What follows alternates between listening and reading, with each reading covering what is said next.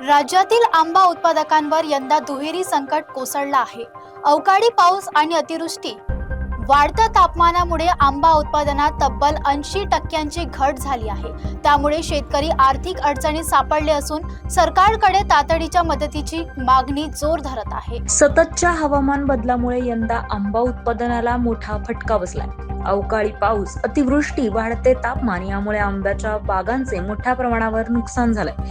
अनेक ठिकाणी मोहोर गळून पडल्याने उत्पादनात तब्बल 80% घट झाल्याचं चित्र आहे. मागील वर्षाच्या तुलनेत यंदा उत्पादन अत्यंत कमी झाल्याने आंबा उत्पादकांना मोठ्या आर्थिक नुकसानीला सामोरं जावं लागतंय.